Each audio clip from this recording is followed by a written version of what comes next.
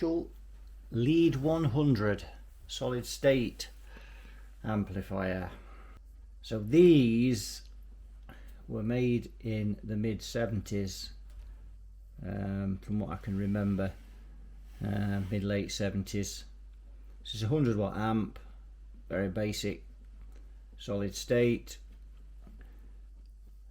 Master volume, presence, bass, middle treble, just as you get on a Marshall tube amp, and then we've got a couple of cut and boost here, a couple of micro switches, and 2 volumes, one for each channel. And you've got channel 1, channel 2, and then you can mix the channels 1 and 2 together.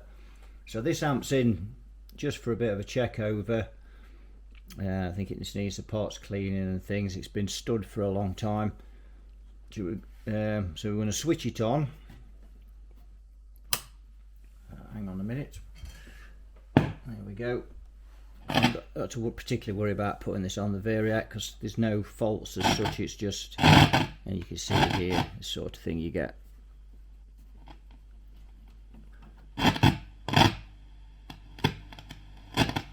Yep, that seems to be running fine.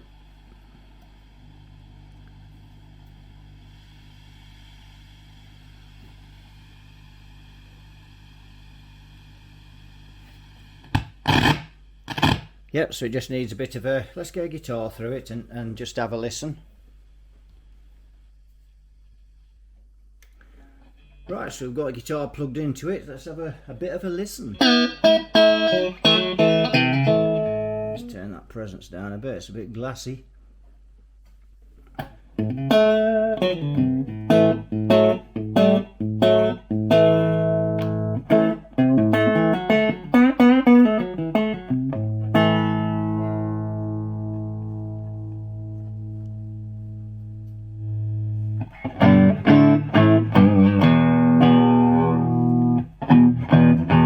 So not a lot of bass on it, well not on that channel anyway. So we'll have a look at plug into the other channel. Oh dear.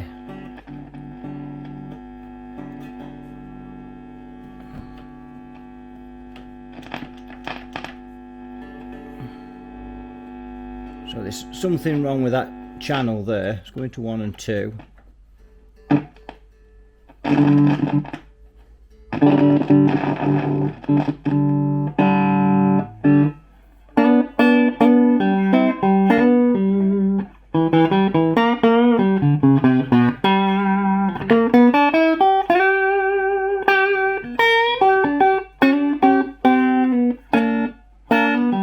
Let's have a look what these switches do.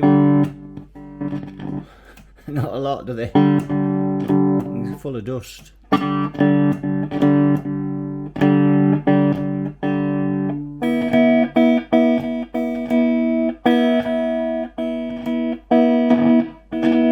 that boost. That gives it a bit more juice owner.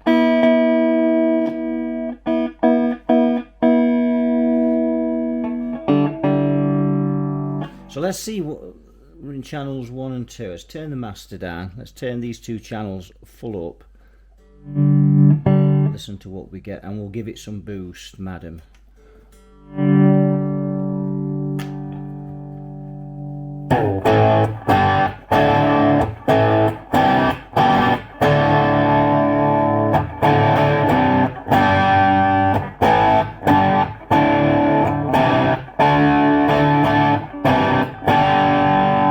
I've heard worse. So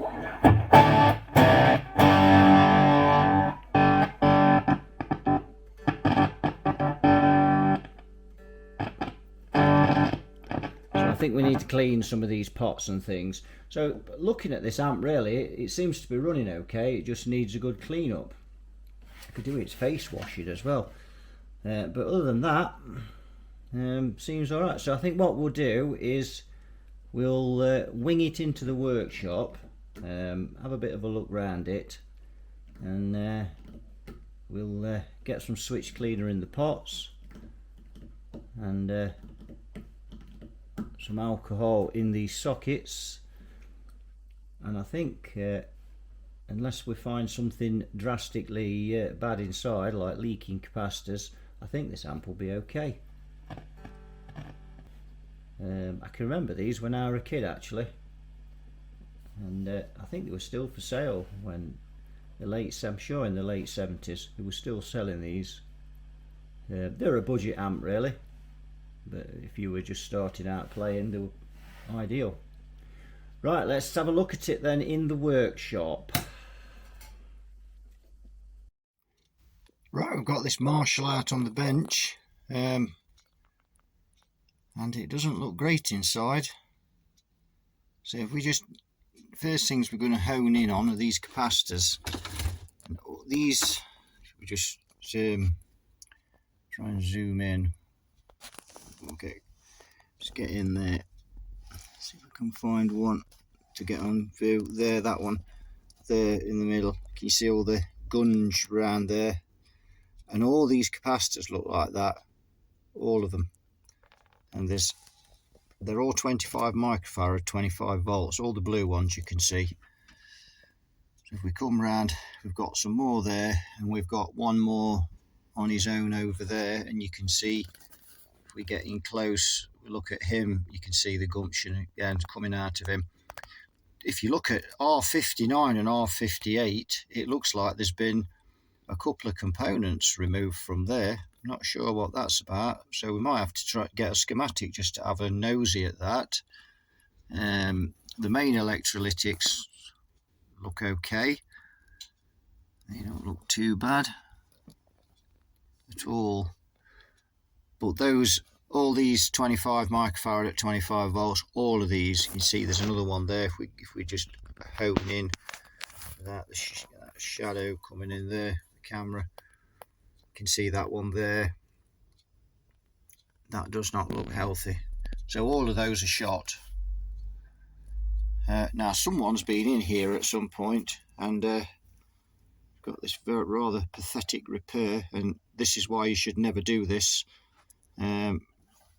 because already that is just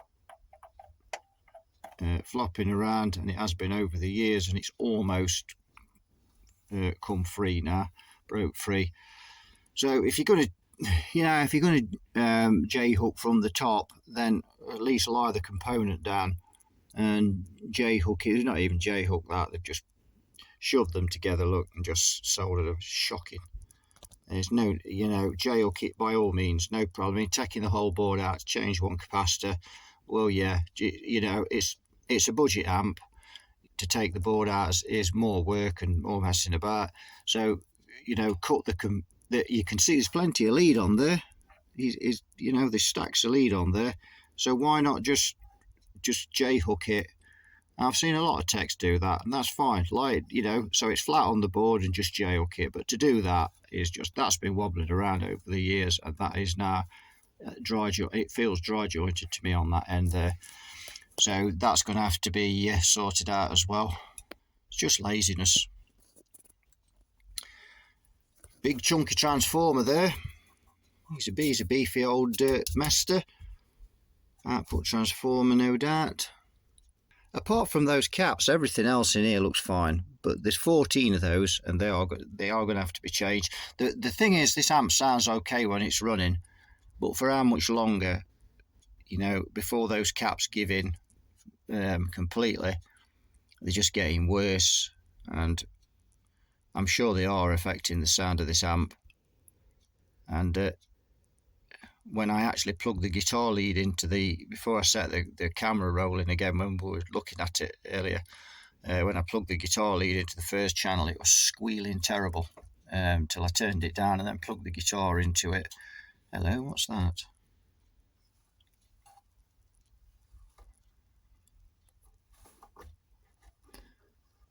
Oh, well, that's not factory, is it? So at some point they've been offed there. They're the original caps, but that looks very very corroded there. So I think we'll just remake that, do it properly. Looks like somebody's been in there because of this. Has been changed. So we'll investigate that as well, just to make sure there's nothing dodgy there. I mean, I'm going to have a good look round with a magnifying glass after we've done this and just check.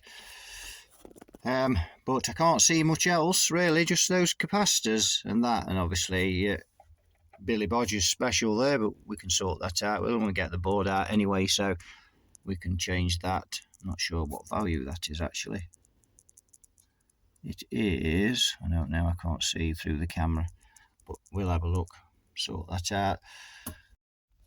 Right, I've ordered the parts for this amp, and I've got the board out, and just to show, when I was looking at that capacitor really, just how lazy that is. It took me 10 minutes to get this board out. It really is easy. There's only wires on one side. It's just a matter of cracking all the nuts off. Really easy. I found one spring washer on the pots. They're all missing. It's whoever's been in here, and if we look, if we look there, you can see some really shocking solder in there, real cold, like that ball that you can see on there. That's soldering, and just see if I can improve the light at all. There, you can see. Oh, sorry, I'm just doing this quickly off my phone. There, all dry jointed as you go across. So somebody's obviously been around here and thinking this solder dry joints, and all they've done is created more dry joints. Now the two components that were missing off the top have appeared there. I don't really know why they'd be wired there. Again, the soldering on those is just, look at that, it's just dreadful. It's had some work done there. There's a transistor there at some point, and yeah, that's again. So this amp has had some work done to it. Some more in this corner on here, you can see there. Yeah, so yes, previously serviced by Bodgett and Scarpa, but I'm sure we can sort most of that out. But yes, it is a bit sick. But we've got the parts on order anyway. They're going to take a while to come. I may swap some of these other caps while this board's out now, because it hasn't took me long to get it out. So there's a couple of thousands at 20,000s at, what are those working? Oh, 25 volts working. Yeah, 1000 microfarad at 25 volts working. There's two of those. And there's 100 microfarad at 25 volts. We do have that in stock, I'm sure. And I may bring those two resistors back up on the board properly and sort that out, because that looks a mess underneath. So we've got this capacitor out now, and we're just going to test it just to see if it's in good order or not. And you can see that's 3.4 loss, 43 microfarad, and yet it's 22, and the SR's 2, so that's all over. Right, so let's have a test at one of these 25 microfarad, and if we just have a look at him, you can see the gumption coming out of him. He looks a bit sick, a bit like when you swat a fly and all the guts come out of it. That's what that looks like to me, but everybody's going, ew, that's gross. So we'll bring him on there, press the button, and we shall see.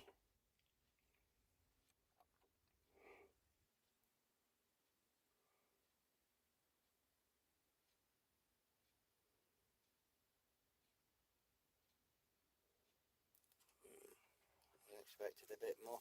But look at the ESR, 12 ohms, 43 microfarad, and it should be 25, and 3.3 loss. So given the state of that and looking at all the others, I don't think there's much point in testing the others. We know they all are tated, completely tated. Right, this is done. We've got all the recaps done. You can see there all those we've swapped. All those are now radials. They were axials before, but they will do fine for this project. There we go, and we swapped those two there. They were 1000 microfarad at 50 volts. 25 volts, sorry, 1000 microfarad at 25 volts. We've now got 1000 at 63 in there. I fired it up and it runs sound. It's very quiet. In fact, it's extremely quiet, and it seems to have a bit more juice owner now, seeing as we've got rid of some of these crusty capacitors. And if we have a look, we're just moving close now. You can we'll just get that focus, turn it that way. Make sure you can see that they're all like that. So they were finished. There's another one. You can see, just put a bit more light on. There's another. You can see they've had it. I took this one out and it was okay, but it was leaking. We swapped that one, and we swapped these as well. These were a bit leaky, but they weren't too bad. They'd have carried on a bit longer, but well, we got the board out. Now the big capacitors, the main electrolytics they're absolutely fine. So we've left those, and yeah, we could have changed them, I suppose, but they aren't cheap to buy, and this amplifier is on a budget, given it's a solid state amp, but they're absolutely fine. If in the future they start to become noisy, they can always be swapped again. It's not a big job to swap those over, as it's 20 minutes and it's easy to get out the case, and so 20 minutes, half an hour, and you've got those swapped. Really, it's not a big job as long as you've got the right diameter. So I'm going to put this back in its case, and then we're going to plug it in and have a listen. And we actually, obviously, we had a listen at the start, so we're going to see if we've got a more improved sound now we've got rid of all those horrible capacitors that were tated. Right, I've got this Marshall all rigged up on the 4x12 cab.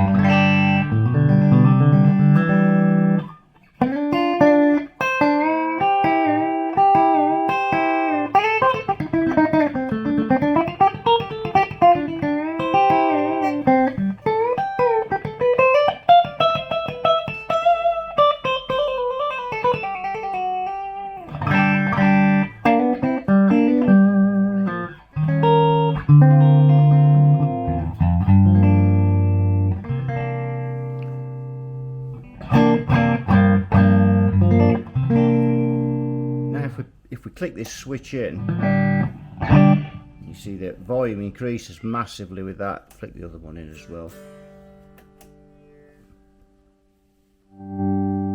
There we go.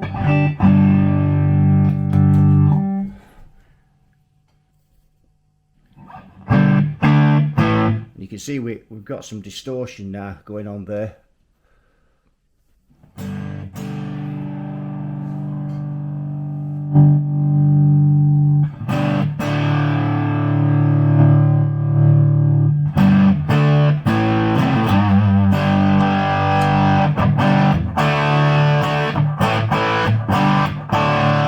That's not bad. It's a bit grungy, but I've heard much worse than that.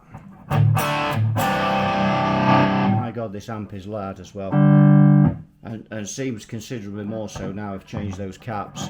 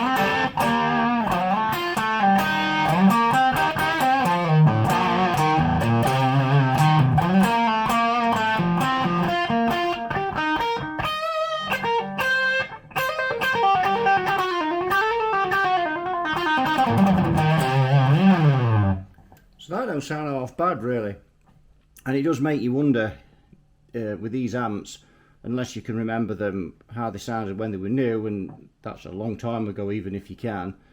And it does make you wonder, you know, with all those caps that are all leaky and worn out. Most of these amps are probably like that, so nobody really gets to listen unless you recap it like I've just done on this one. Nobody really gets to know how these amps really should sound, and I have to say that don't sound half bad. It has surprised me.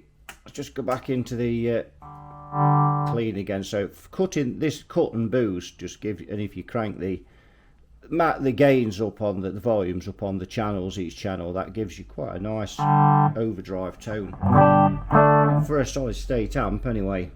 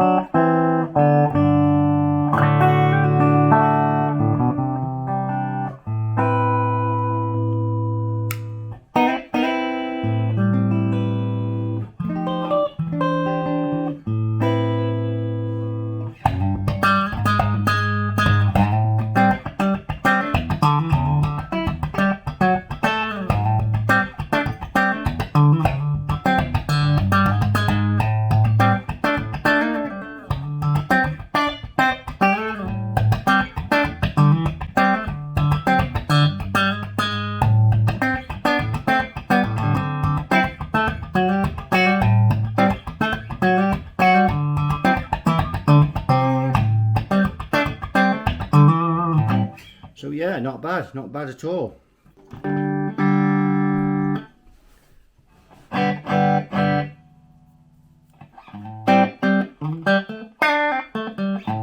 that channel 1 is quite bright.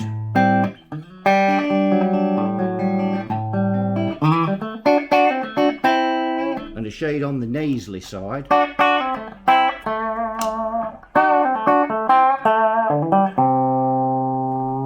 And channel 2 is a much darker sound and a lot more bass.